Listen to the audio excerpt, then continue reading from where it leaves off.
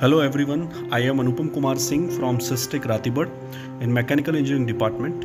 A very warm welcome to all of you to this video lecture of mechanical vibration. So in previous class we have seen the damped free vibration and we have derived the second order differential equation, that is the mx double dot plus cx dot plus kx equal to 0. As we know that for the damped free vibration there will be three elements. One is this, first is the spring, second is the damper, and third is the mass. And when we will draw this the free body diagram of this system, so we will have two forces, kx means that is the spring force, and cx dot, that is the damping force, and the inertia force in the opposite direction of the motion if the motion is in this direction, and we will have this equation. Then we have seen the auxiliary equation, and we came to the solution, general solution, that is the x is equal to c1 e to the power s1t plus c2 e to the power s2t, where c1 and c2 are the constant. C1 and c2 are the constant, and s1 and s2, these are the roots, and the value of the roots which we have derived was minus c by 2m plus minus root under c by 2m whole square minus k by m, where c is the damping coefficient, m is the mass, and k is the spring stiffness. Then we have introduced a new term, that was the critical damping, that was the cc, and we have seen that the critical damping is the value of the damping coefficient when the value under the radical sign, means this value, it reaches to 0 or it becomes equal to 0. And in that condition we introduced a relation, that is the cc is equal to 2m omega n. Then we have seen the damping ratio, and the damping ratio is the ratio of the c to the cc, where c is the damping coefficient, okay, and cc is the critical damping. Cc is the critical damping. And for the different value of the zeta, there are different cases. If the zeta is greater than 1, the case is the over damping. If the zeta is equal to 1, the case is the critical damping, and if the zeta is less than 1, then case is the under damping. If the zeta is greater than 1, in that condition, the roots which we will achieve will be real and unequal. So roots will be real and unequal. If we are talking about the critical damping, then roots will be same and equal, means equal and real, equal and real. And if we are talking about the under damping condition, in that condition we will have the roots, imaginary roots, okay, we will see the imaginary roots. And if we will if we will put the value of zeta in this equation, then this equation will be like minus zeta plus minus root under zeta square minus 1 and omega n. So now we are going to look at each cases, that case means over damping, critical damping, and under damping, and we will see the general solution, and we will try to have the proper solution for these particular cases. So as we have seen in the previous lecture, that the roots can also be written as in the form of the zeta, and it could be written as minus zeta plus minus root under zeta square minus 1 into omega n. Omega n is the natural frequency and zeta is the damping ratio, that is the c by cc. Now we will take the all three cases one by one. So first of all we are taking the case 1, that is the case of over damping, in which the value of the zeta is greater than 1. So as we have derived in the previous lecture, the solution, the general solution of for the damped free vibration, and that was the x is equal to c1 e to the power s1t plus c2 e to the power s2t, where c1 and c2 are the arbitrary constant. So if we want to have the solution, complete solution of this x, so in that condition we have to determine the value of c1 and c2. हमको c1 और c2 की value पहले, इस constant की value हमको पहले determine करनी पड़ेगी, फिर हम इस कांस्टेंट की वैल्यू डिटरमाइन करने के बाद इसी इक्वेशन में रखेंगे और फिर हम जो है कंप्लीट सॉल्यूशन को अचीव कर सकते हैं. एंड उसके साथ हमको फ़ायदा ये होगा that we may have the response of the particular case. हम ये रिस्पॉन्स देख सकते हैं कि किस तरह से वाइब्रेटरी सिस्टम हो रहा है, किस तरह से वाइब्रेशंस इसमें एग्जीक्यूट होगा। तो C1 और C2 कैसे निकालेंगे? हमको ये पता है कि आर्बिट्रेरी कांस्टेंट को निकालने के लिए मीन्स C1 और C2 को निकालने के लिए हमको चाहिए इनिशियल कंडीशंस। ओके, तो इनिशियल कंडीशंस हम बनाएंगे। इनिशियल कंडीशंस बनाने के बाद हम उस इनिशियल कंडीशंस की मदद से हम जो है we will determine the value of C1 and C2 of means arbitrary constant and then we will put this C1 and C2 in this equation and we will have the solution. Okay fine. So the roots can be written as one root would be minus zeta plus root under zeta square minus 1 into omega n, and the second root would be when I will take minus sign, so minus zeta minus root under zeta square minus 1 zeta square minus 1 into omega n. Okay, into omega n. So if I will put this value of S1 and S2 in this equation, okay, say this equation is equation number 1, so in that condition I will have x is equal to C1 e to the power in a bracket, at the place of S1 I can write minus zeta plus root under zeta square minus 1 into omega n, and this t, okay, plus C2 e to the power minus zeta plus root under zeta square minus 1 in a bracket, okay, omega n and into this t. Fine.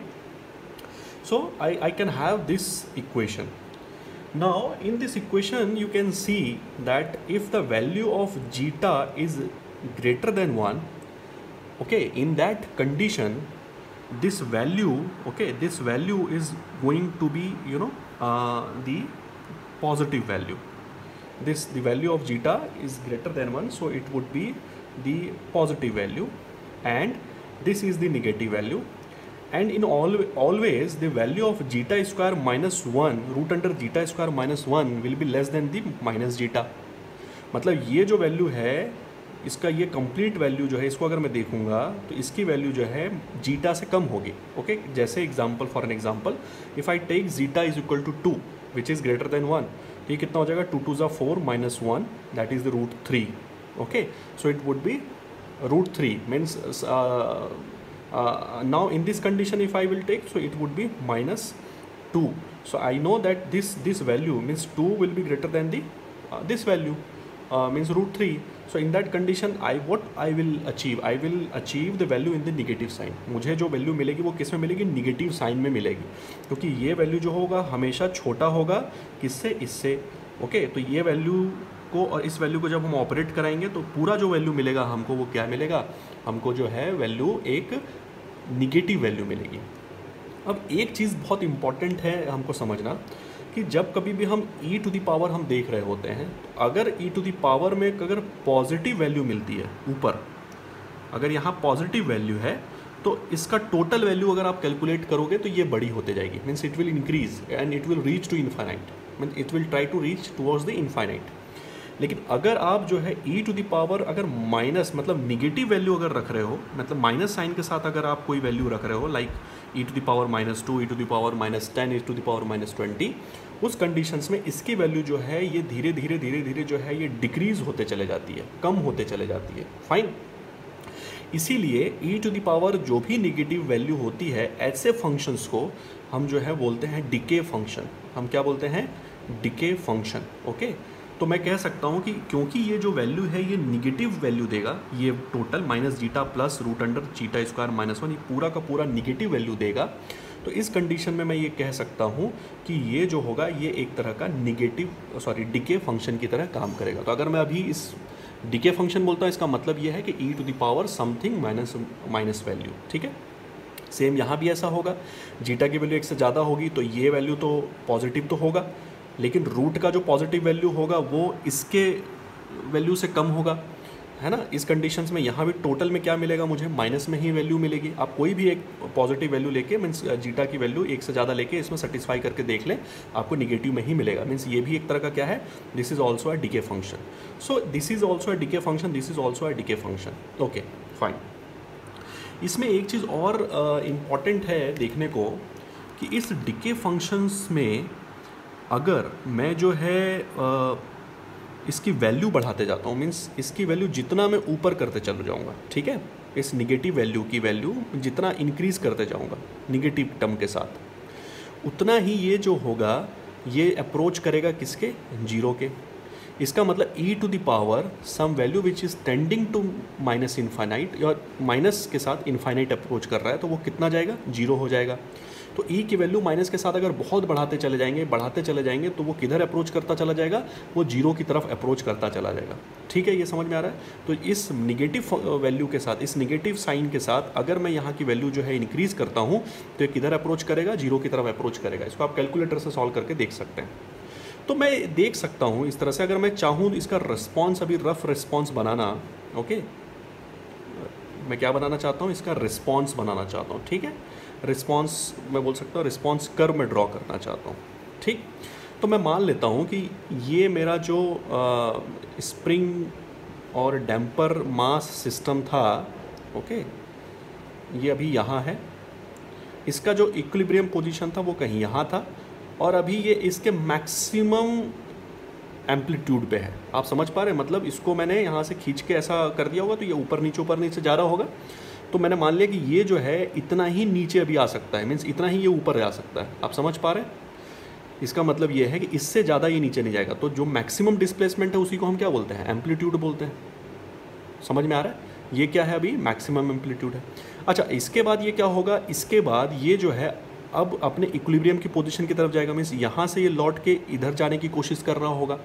ठीक है, तो मैंने अभी जो अपना response curve को देखना मैंने चालू किया, एनालाइज करना चालू किया है, वो इसी पोजीशन से चालू किया है। मतलब मैं मान रहा हूँ कि अभी ये मास इस पोजीशन पे है और अब ये जो है अपने इक्विलिब्रियम पॉइंट की तरफ जाने की कोशिश कर रहा है।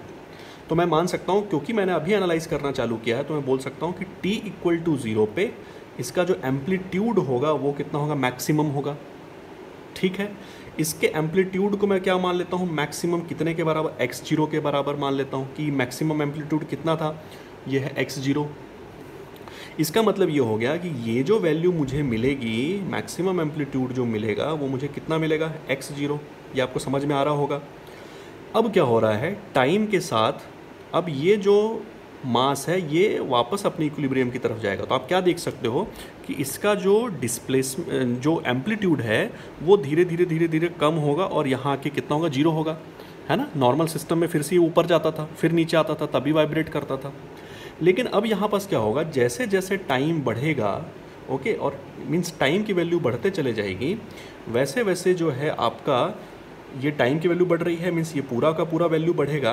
और ये जैसे वैल्यू बढ़ता चला जाएगा तो इसका जो निगेटिव पावर है वो इंक्रीज़ होगा और उसके कारण जो है ये 0 की तरफ अप्रोच करेगा। इसका मतलब इसका एम्पलीट्यूड जो है ये धीरे धीरे जाएगा और एक समय आएगा जब ये 0 के पास अप्रोच करना चालू हो जाएगा। ठीक है, तो ये किसका रिस्पॉन्स है, ये रिस्पॉन्स है ओवर डैम्पिंग का। तो ओवर डैम्पिंग के केस में होता क्या है, ओवर डैम्पिंग के केस में आपका मीन्स एक एम्पलीट्यूड जो है वो धीरे धीरे टाइम के रेस्पेक्ट में कम होता है और एक टाइम आता है जहाँ पर वो एम्पलीट्यूड 0 हो जाता है। ठीक है, अब यहाँ पास ये हमको देखने की ज़रूरत है कि क्या ये एम्पलीट्यूड इस साइन के इधर भी आएगा, तो नहीं आएगा। क्यों नहीं आएगा, क्योंकि हमारे जो इसमें रूट्स हैं वो कैसे हैं, वो आपके अभी हमने जो डिस्कस किया था 3 कंडीशंस में कि रूट्स जो है कैसे कैसे होंगे। तो हमने पहले केस में देखा था कि इसके रूट्स जो होंगे रियल होंगे और अनइक्वल होंगे। फाइन, क्योंकि ये देखिए ये रियल रूट्स हैं। रियल रूट्स मतलब क्या होता है कि कोई भी रूट के अंदर, रूट अंडर इस साइन के अंदर कोई निगेटिव टर्म ना आए तो हम बोलेंगे कि ये रियल है। अगर इसके अंदर आएगा तो हमको आयोटा से इंट्रोड्यूस करना पड़ेगा तो हम बोलेंगे ये इमेजिनरी है। तो इस कंडीशन में आप ये देखिए, इस इक्वेशन में कोई भी साइन का फंक्शन या कॉस का फंक्शन नहीं है, तो साइन या कॉस के फंक्शन नहीं होने के कारण जो है ये जो सिस्टम है ये वाइब्रेट नहीं करेगा। इसका मतलब क्या होगा कि ये जो सिस्टम है, अगर ये ओवर डैम्प्ड कंडीशन है, मतलब इसमें अगर जीटा की वैल्यू 1 से ज़्यादा है, तो इस कंडीशन में आपका जो मास है, जैसे ही मैंने मास को यहाँ से छोड़ा, मैक्सिमम एम्पलीट्यूड था, अभी मैंने इसको छोड़ा, ये धीरे धीरे अपने इक्विलिब्रियम की तरफ जाएगा और इनफाइनाइट टाइम के बाद, मतलब बहुत समय लेगा, और जाके फिर इस टाइम के पास जो है, मतलब इस पोजीशन पे जो है इसका जो है एम्पलीट्यूड है वो डिक्रीज़ होकर कितना हो जाएगा, 0 हो जाएगा, और इसके बाद ये वाइब्रेट नहीं करेगा। आप समझ पा रहे हैं, यहीं इसका वाइब्रेशन, मतलब यहीं ये मोशन करके रुक जाएगा।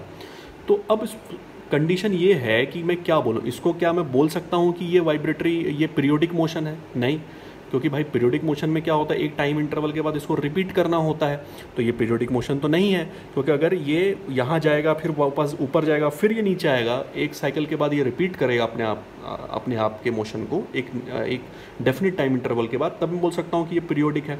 अब क्योंकि ये रिपीट कर ही नहीं रहा है, बस ये ऊपर से यहाँ से आया और यहीं तक गया, तो इसीलिए मैं इसको बोल सकता हूँ कि ये कैसा मोशन है, अपीरियोडिक मोशन है। इसको मैं कैसा बोल सकता हूँ कि ये अपीरियोडिक मोशन है, या इसी को हम बोल सकते हैं कि ये इसी को मैं दूसरे उसमें बोल सकता हूँ कि ये नॉन पीरियोडिक है। सो अपीरियोडिक और non periodic, so it is very important. तो पूरा का पूरा जो एनालिसिस है वो मैंने कहाँ से देखा, इस इक्वेशन से देखा। ठीक है, मैं फिर से एक बार रिवाइज कर रहा हूँ। मैंने पहला चीज़ ये बोला कि ई का अगर पॉजिटिव, ई की पावर में पॉजिटिव वैल्यू बढ़ते जाएगी तो उसका वैल्यू भी बढ़ता जाता है, लेकिन ई टू दी की पावर अगर माइनस में वैल्यू बढ़ाते चले जाएंगे पावर में, तो उसकी वैल्यू जो है वो धीरे धीरे कम होती जाती है, जिसको हम बोलते हैं डिके फंक्शन। यहाँ पास जो आप देख रहे हैं, ये वैल्यू में अगर मैं जीटा की वैल्यू 1 से ज़्यादा रखूँगा, तो ये वाला जो वैल्यू है ये जो है ऑब्वियसली पॉजिटिव होगा, लेकिन छोटा होगा किससे, इससे। और इसके पास कौन सा साइन है, माइनस साइन, तो ये पूरा का पूरा वैल्यू क्या देगा, निगेटिव वैल्यू। अब क्योंकि निगेटिव वैल्यू है, टाइम बढ़ाते चले जाओगे तो ये पूरा वैल्यू पे जो है वो बढ़ते चले जाएगी।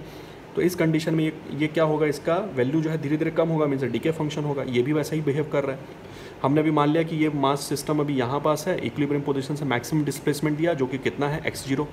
और ये जो x0 है ये आपका जो क्या कर सकते हैं, जैसे इसको मैंने छोड़ा ये इक्विलिब्रियम की तरफ जा रहा है, और टाइम धीरे धीरे जैसे जैसे बढ़ता जाएगा इसकी वैल्यू बढ़ रही है। आप ध्यान दें, इसकी वैल्यू बढ़ रही है, इसका मतलब क्या हो गया कि इस पूरे की वैल्यू जो है वो कम हो रही है, क्योंकि डिके फंक्शन है ना। तो ई के पावर में माइनस में वैल्यू बढ़ेगी, मतलब टोटल की वैल्यू कम होते जाएगी।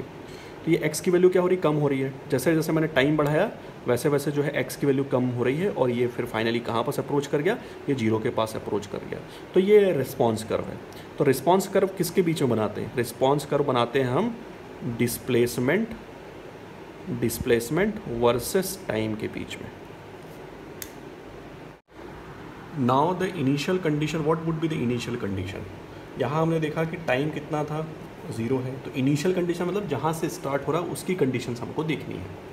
आप याद करें, अभी हमने बनाया था एक स्प्रिंग और एक डैम्पर, और इसके साथ हमने अटैच किया है मास को, और ये आपके ये इक्विलिब्रियम पोजीशन था, ये आपका मैक्सिमम डिस्प्लेसमेंट कितना दे रहा है, x0। तो मैं कह सकता हूँ कि जब टाइम 0 है, मतलब जैसे ही मैंने एनालाइज करना स्टार्ट किया, उस कंडीशन पे आपका जो डिस्प्लेसमेंट है वो मैक्सिमम है, x0 है, और टाइम इक्वल टू 0 पे ही आपका जो वेलोसिटी है वो भी 0 है। क्यों 0 होगा, वेलोसिटी 0 क्यों है, क्योंकि मैंने यहीं से एनालिसिस करना चालू किया। मैंने यहाँ इसको पकड़ के अब इसको मैंने छोड़ा है, तो भाई अभी इसका टाइम 0 पे इसका डिस्प्लेसमेंट हो गया x0, और मैंने अभी इसको रिलीज़ किया है, तो इसके पास अभी वेलोसिटी क्या थी, कुछ भी नहीं, मीन्स 0 थी। तो इसकी वेलोसिटी कितनी है, 0 है। अब इस इनिशियल कंडीशंस को अगर हम इक्वेशन में रखेंगे, तो हमारा इक्वेशन क्या था, थोड़ा सा लेंदी इक्वेशन है, xc1 e to the power minus zeta plus root under zeta square minus 1 omega n t plus c2 e to the power minus zeta minus zeta square minus 1 omega n and t। तो इस condition में अगर आप value रखेंगे, पहला initial condition अगर आप रखेंगे, तो x की जगह मैं क्या रख सकता हूँ, x0, ठीक है। तो c1 e to the power, अब यहाँ पास देखेंगे हम कि t कितना रखना है, 0। अब अगर t 0 रखेंगे तो ये पूरा का पूरा वैल्यू क्या हो जाएगा, 0, तो e to the power 0। C2 इसी तरह से ये पूरा का पूरा वैल्यू 0 हो जाएगा क्योंकि t 0 है, तो ये भी हो गया e⁻0। तो x0 इज इक्वल टू कितना हो गया, ये हो गया C1 प्लस C2। तो यहाँ से जो है मैंने एक इक्वेशन यहाँ से मैंने इसको डिराइव किया, ठीक है। अब मुझे दूसरा अगर बाउंड्री कंडीशन रखना है, ये सेकेंड वाला बाउंड्री कंडीशन, तो उस कंडीशन में मुझे सबसे पहले जो x वाला जो इक्वेशन है उसको मुझे डिफ्रेंशिएट करना पड़ेगा टाइम के रेस्पेक्ट में, मतलब x को x डॉट में बदलना पड़ेगा।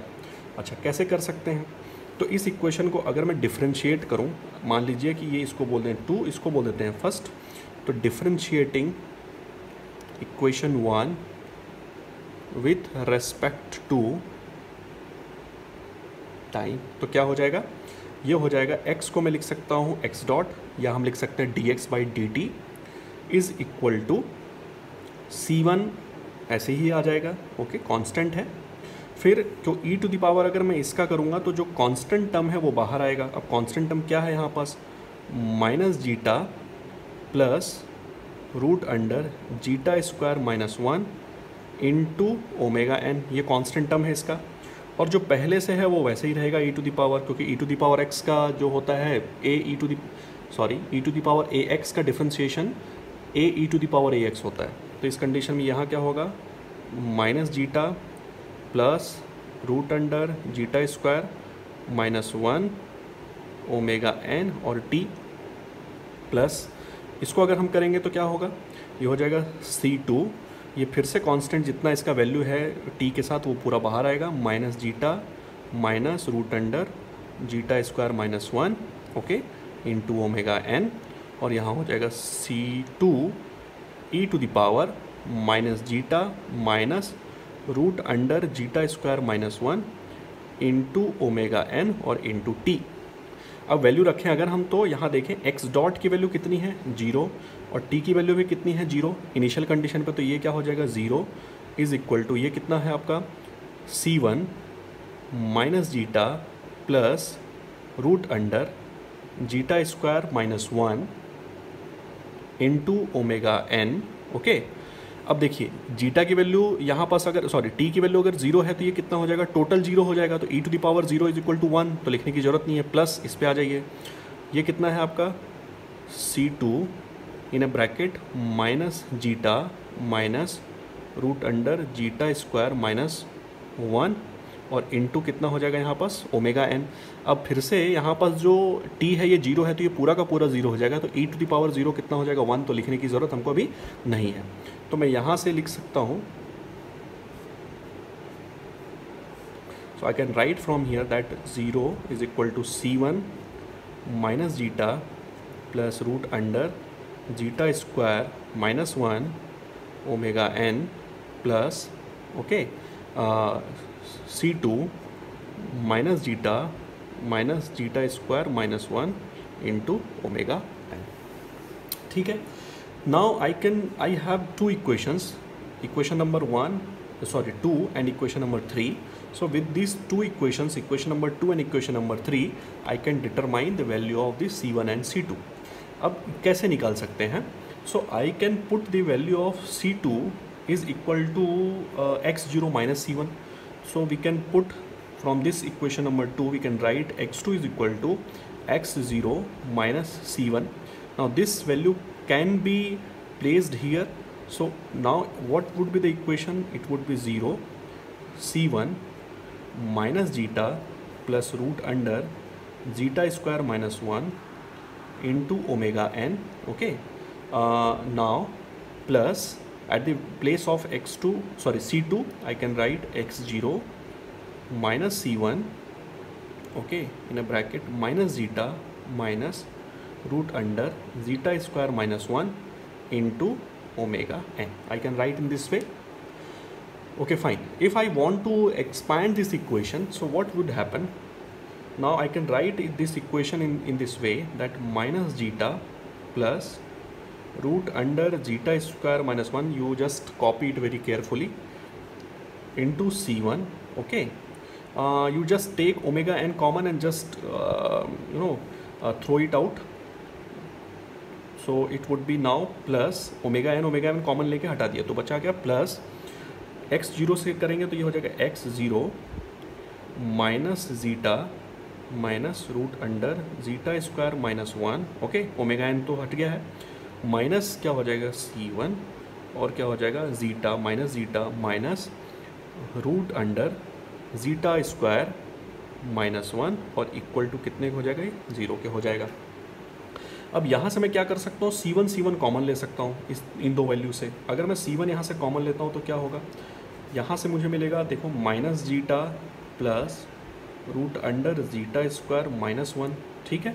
यहाँ कौन सा साइन है, माइनस साइन है, तो माइनस माइनस क्या होगा plus, so it would be zeta and minus minus plus it would be root under zeta square minus 1, fine, plus x zero minus zeta minus root under zeta square minus 1, okay fine, and equal to 0.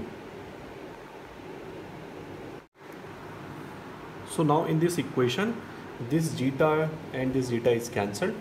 So we can write root under zeta square minus 1 and root under zeta square minus 1. Sorry, it is a plus sign.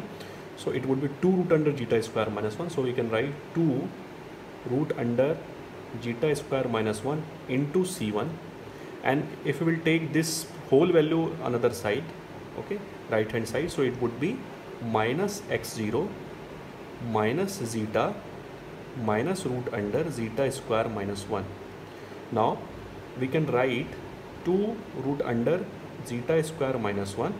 C1 is equal to, if we will take minus sign common, then it would be x0 and here it would be zeta plus root under zeta square minus 1. So we can write the value of C1 is equal to x0 zeta plus root under zeta square minus 1 divided by 2 root under zeta square minus 1.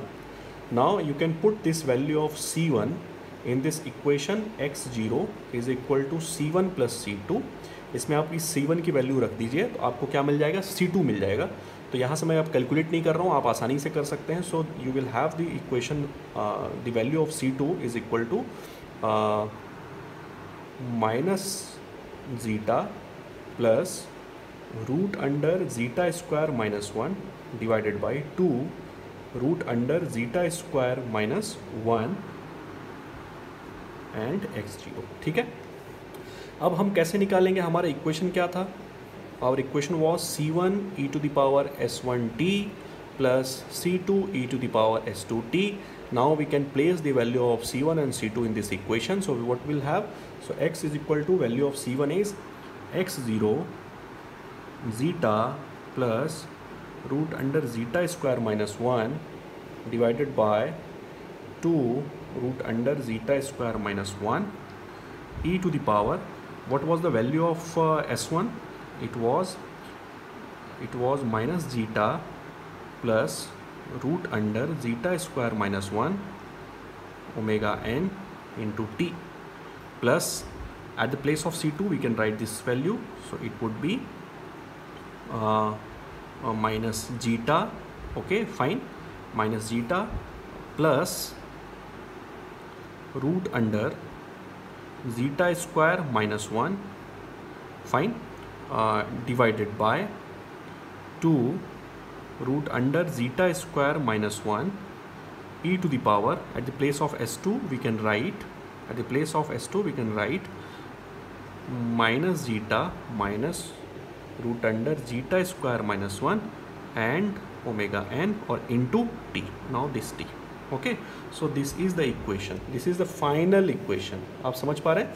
तो हमने क्या समझा कि दो चीज़ में फिर से important, बहुत इम्पॉर्टेंट है, मैं आपको बता रहा हूँ कि e का पावर अगर पॉजिटिव में बढ़ता है तो वैल्यू बढ़ती है, और e का वैल्यू जो है पावर में निगेटिव के साथ अगर हम बढ़ाते जाते हैं, मतलब negative -10, negative e to the power -10, e to the power -100, तो इसकी वैल्यू जो है धीरे धीरे छोटी होते चले जाएगी और ये जीरो की तरफ अप्रोच करेगी, जिसको हमने डीके फंक्शन बोला है। इसीलिए जो आपका इसका रिस्पॉन्स है ये क्या होता है, इनिशियली तो ये बहुत हाई होता है, मतलब मैक्सिमम होता है x0 के बराबर, लेकिन क्योंकि इसका वैल्यू टाइम बढ़ रहा है तो टाइम के साथ इसकी वैल्यू बढ़ते जाती है माइनस के साथ। अब क्योंकि माइनस के साथ इसकी वैल्यू बढ़ रही है तो टोटल वैल्यू क्या होगी, डिक्रीज होते चले जाएगी और जीरो की तरफ अप्रोच करेगी, इसलिए धीरे धीरे धीरे धीरे ये इस तरह से अप्रोच कर रही है। अब ये साइन कैसा है, इसका साइन का फंक्शन किस फंक्शन में, क्या ये लॉगरिथमिक है फंक्शन, लीनियर फंक्शन है, कैसा है, तो ये एक्सपोनेंशियल है। एक्सपोनेंशियल क्यों है, क्योंकि पूरे इक्वेशन में आप देखिए एक्सपोनेंशियल के टर्म में आ रहा है, मीन्स ई के टर्म में आ रहा है, इसलिए इसका कर्व का जो रिस्पॉन्स है वो कैसा है, एक्सपोनेंशियल है। Now we are going to discuss the second case, that is the critical damping, and in the case of the critical damping the value of zeta is equal to 1. So as we know that the roots are minus zeta plus minus root under zeta square minus 1 into omega, and the general solution is c1 e to the power s1t plus c2 e to the power s2t. So if we will put the value of zeta equal to 1 in this expression, so we will get s12 minus 1. At the place of zeta we can write minus 1, minus zeta we can write minus 1 plus minus 1 square minus 1 into omega n. So this would be 0. So ultimately what we are going to get, so we will get minus omega n. So we can see that the roots are the equal and real. Okay, so roots are real and equal. In the previous case roots were the real but unequal, है ना। Previous case में हमने roots क्या निकाले थे, s1 is equal to minus zeta plus minus root under zeta square minus 1 into omega 1 plus लिया था पहले में, और दूसरे में s2 में हमने क्या लिया था, माइनस लिया था, तो अलग अलग थे, लेकिन यहाँ पास जो है रूट्स सेम है और इक्वल है।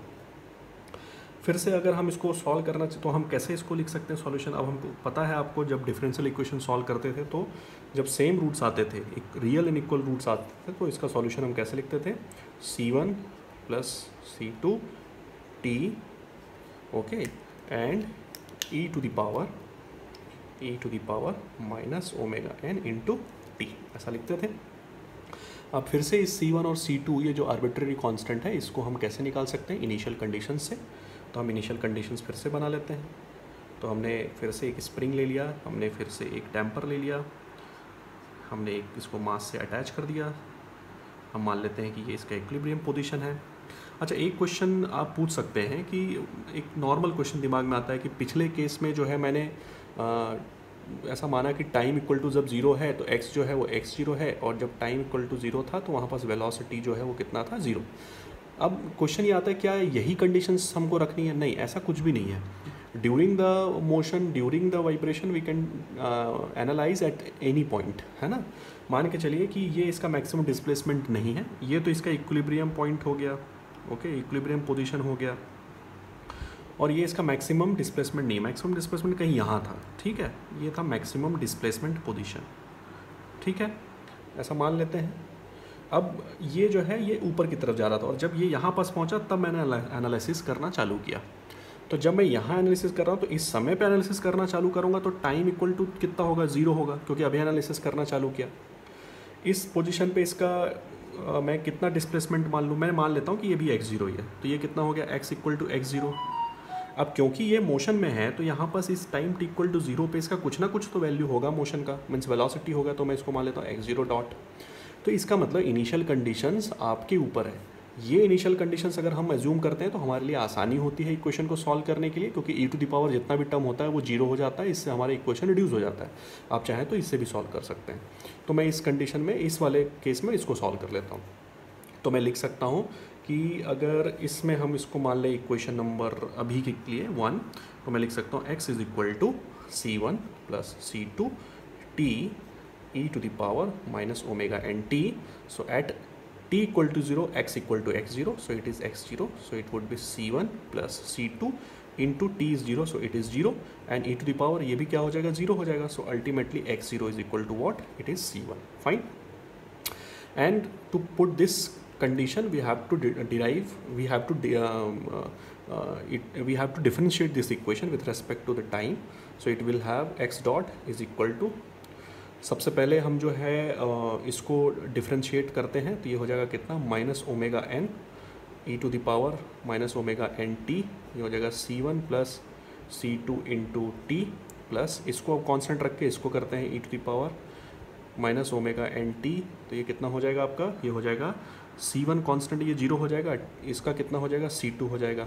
अब इसमें वैल्यू पुट करिए, x की जगह हम कितना लिख सकते हैं, x0 dot is equal to minus omega n e to the power minus omega n into 0 C1 plus ये भी कितना हो जाएगा 0 और प्लस क्या हो जाएगा e to the power minus omega n t into कितना हो जाएगा आपका C2। ठीक है, तो यहाँ से हम क्या निकालेंगे, x dot 0 is equal to minus omega n e to the power 0 मतलब क्या हो जाएगा 1 हो जाएगा, C1 मल्टीप्लाई होगा प्लस ये कितना हो जाएगा आपका, क्योंकि ये भी क्या हो जाएगा सॉरी 0 है, तो ये कितना हो जाएगा ultimately e to the power 0 1, तो ये हो जाएगा C2। तो अब यहाँ से दो इक्वेशन आपने निकाले, पहला इक्वेशन ये है, इसको बोल देते हैं 2 और इसको बोल देते हैं हम इक्वेशन नंबर 3। अब अगर मैं इसको सॉल्व करूँ तो मैं क्या लिख सकता हूँ, देखो यहाँ से मैं चाहूँ तो C1 और C2 की जो वैल्यू है मैं निकाल सकता हूँ। तो ये कैसे निकाल सकते हैं, C1 की जगह मैं क्या रख दूँ x0, तो ये कितना हो जाएगा x0 dot is equal to minus omega n, C1 की जगह x0 प्लस क्या हो जाएगा C2, तो यहाँ से मैं लिख सकता हूँ C2 इज इक्वल टू कितना हो जाएगा, ये हो जाएगा x0 डॉट, ये उधर चला जाएगा तो ये कितना हो जाएगा plus omega n into x0। ठीक है, तो हमने दो कांस्टेंट की वैल्यू निकाल ली, किसकी C1 और C2 की। अब हम इस कांस्टेंट की वैल्यू को हम क्या करेंगे, इसमें पुट कर देंगे। If we will put the value of C1 and C2 in the equation, so we will have x is equal to e to the power minus omega n t in a bracket x0 plus x0 dot okay plus omega x0 into t. ठीक है, ये हमको मिलेगा। अब इसमें अगर हम देखें तो जैसे जैसे t जो है इनफाइनाइट को अप्रोच करना चालू करेगा, तो यहाँ देखिए ये वाला टर्म क्योंकि निगेटिव के साथ है तो ये वाला टर्म जीरो की तरफ अप्रोच करेगा। ये एक्सपोनेंशियल टर्म जिसको हम बोलते थे डिके फंक्शन, तो ये किधर करेगा, नीचे मतलब डिक्रीज होगा वैल्यू। जैसे जैसे t की वैल्यू बढ़ेगी ये वाला वैल्यू बढ़ेगा निगेटिव के साथ, इसलिए पूरा का पूरा वैल्यू जो है ई टू द पावर ये क्या हो जाएगा, डिक्रीज हो जाएगा। लेकिन इस टर्म को अगर हम देखें तो यहाँ जो t का वैल्यू बढ़ रहा है तो ये पूरा का पूरा टर्म इस वैल्यू को बढ़ाने की कोशिश करेगा, है ना। ये कौन सा फंक्शन है आपका, ये आपका पॉलिनोमियल फंक्शन, पॉलिनोमियल फंक्शन। ठीक है, तो दो फंक्शन यहाँ दिख रहे हैं, एक है एक्सपोनेंशियल फंक्शन और एक है पॉलिनोमियल फंक्शन। तो इस कंडीशन में अगर लेकिन हम देखें तो कहीं ना कहीं एक्सपोनेंशियल फंक्शन जो है वो डोमिनेट करता है किसको, पॉलिनोमियल फंक्शन को। इसीलिए अगर मैं इसका रिस्पॉन्स जो है, अगर मैं इसका रिस्पॉन्स प्लॉट करूँ किसके बीच में, डिस्प्लेसमेंट एंड टाइम के रेस्पेक्ट में, तो उस कंडीशन में जो है हमको ये कुछ ऐसा मिलता है। ठीक है, ये अब इसमें तीन चीज़ें हो सकती हैं। एक कंडीशन हो सकता है जब x0 डॉट जो है ये पॉजिटिव है, वेलोसिटी एक कंडीशन ऐसी हो सकती है जबकि ये 0 है, और एक कंडीशन ये हो सकती है जब वेलोसिटी जो है निगेटिव है। तो ये कौन सा कंडीशन है, जब आपका वेलोसिटी क्या है, आपका पॉजिटिव है। अगर आपका वेलोसिटी 0 होगा तो ये सिंपल इस तरह से आपको दिखेगा। ठीक है, ये कौन सी कंडीशन हो गई, जब वेलोसिटी आपको 0, और अगर आप वेलोसिटी आपका निगेटिव है तो कैसा दिखेगा, ये ऐसा दिखेगा। ये कौन सी कंडीशन हो गई, ये आपका वेलोसिटी क्या है, आपका निगेटिव है। अब इसमें थोड़ा ध्यान दीजिए कि क्या आपका जो अब वैल्यू है, क्या आपका जो ये इक्वेशन है, क्या इसमें कोई साइन और कॉस का फंक्शन है, नहीं है। इसका मतलब ये है कि ये जो है आपका ये पीरियोडिक नहीं है। तो ये कैसा हो गया, ये आपका अपीरियोडिक हो गया। अपीरियोडिक मतलब क्या हो गया, ये आपका नॉन पीरियोडिक मोशन हो गया। ठीक है, तो हम कह सकते हैं नॉन पीरियोडिक है तो क्या ये वाइब्रेशन करेगा, नहीं, तो हम इसको बोलेंगे non vibratory motion. Non vibratory motion मतलब वाइब्रेशन नहीं करेगा, नो वाइब्रेशन। तो पहले केस में भी हमने देखा कि वाइब्रेशन नहीं कर रहा था क्योंकि वहाँ भी साइन कॉस का फंक्शन नहीं आ रहा था एक्स में, यहाँ भी नहीं आ रहा है। तो दोनों केस, ओवर डैम्पिंग और आपका क्रिटिकल डैम्पिंग, ये दोनों केस में आपका जो सिस्टम है वो वाइब्रेट नहीं करेगा, मीन्स आपका वाइब्रेटरी मोशन प्रोड्यूस नहीं करेगा। ठीक है, ये जो है एक मैक्सिमम डिस्प्लेसमेंट से चालू होगा और टाइम जैसे जैसे बढ़ता जाएगा अप्रोच करेगा टी इनफाइनाइट की तरफ, आपका एक समय आएगा जब ये 0 हो जाएगा। ठीक है, अब एक क्वेश्चन ये आता है कि अगर हम ओवर डैम्पिंग और क्रिटिकल डैम्पिंग को अगर हम देखें तो क्या डिफरेंस है, over damping and critical damping का रिस्पॉन्स कर बनाए तो क्या डिफरेंस होगा। तो अगर मैं ओवर डैम्पिंग का जो है रिस्पॉन्स अगर मैं बनाऊँ तो ये रिस्पॉन्स कैसा जाता है, ये ऐसा जाता है और बहुत टाइम लगता है इसको जीरो होने में, ठीक है। ये है एक्स टी और ये है टाइम। लेकिन अगर मैं वहीं पास अगर क्रिटिकल डैम्पिंग का बनाऊं तो ये क्या होता है, ये बहुत ही जल्दी जो है अपने मैग्नीट्यूड को जीरो कर लेता है, ठीक है। तो हम कह सकते हैं ओवर डैम्पिंग के केस में आपके मैग्नीट्यूड को जीरो होने में, मींस मोशन को ख़त्म होने में, डिमिनिश होने में, एम्पलीट्यूड को जीरो होने में काफ़ी टाइम लगता है, जबकि क्रिटिकल डैम्पिंग में बहुत जल्दी हो जाता है। ये बेसिक डिफरेंस हम इस ग्राफ से समझ सकते हैं। ये किसके लिए आपका ओवर डैम्पिंग के केस में है और ये किसके लिए आपका क्रिटिकल डैम्पिंग के केस में है। फाइन। दोनों ही कैसे हैं, दोनों ही आपका नॉन पीरियोडिक है और नो वाइब्रेशन के कंडीशन है, मतलब कोई भी वाइब्रेशन इसमें नहीं हो रहा है। अब ये सवाल पूछा जा सकता है कि ओवर डैम्पिंग का जो केस है इसमें एम्पलीट्यूड को डिक्रीज होने में टाइम क्यों लग रहा है। अब देखिए ओवर डैम्पिंग के केस में जो जीटा की वैल्यू है वो क्या है, एक से ज़्यादा है, मतलब रेजिस्टेंस एक से, जितना जीटा की वैल्यू है रेजिस्टेंस उतना ज़्यादा। अब जितना रेजिस्टेंस ज़्यादा होगा तो उसके मोशन में जो है एक स्लजिश जैसा कुछ होगा, मतलब धीरे धीरे आएगा। जैसे ये अगर सिस्टम ले लें, ठीक है, अगर इसमें जो है डैम्पिंग की वैल्यू बहुत ज़्यादा है तो ये धीरे धीरे धीरे अपने इक्विलिब्रियम की तरफ बहुत धीरे अप्रोच करेगा। जीटा की वैल्यू जितनी कम होते जाएगी उतना जल्दी ये अपने इक्विलिब्रियम की तरफ अप्रोच करेगा।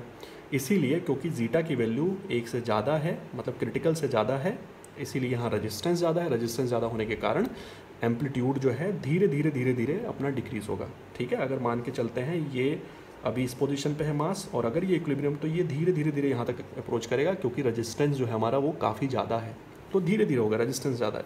क्रिटिकल के केस में रेजिस्टेंस कम है, इसीलिए ये जल्दी से यहाँ अप्रोच करेगा। तो ये दोनों इसमें बेसिक डिफरेंस है, ओवर डैम्पिंग और क्रिटिकल डैम्पिंग। याद हमको ये रखना है कि इसमें वाइब्रेशन नहीं होता है। ये कैसे है, अपीरियोडिक है, नॉन हार्मोनिक है। Thank you very much for listening.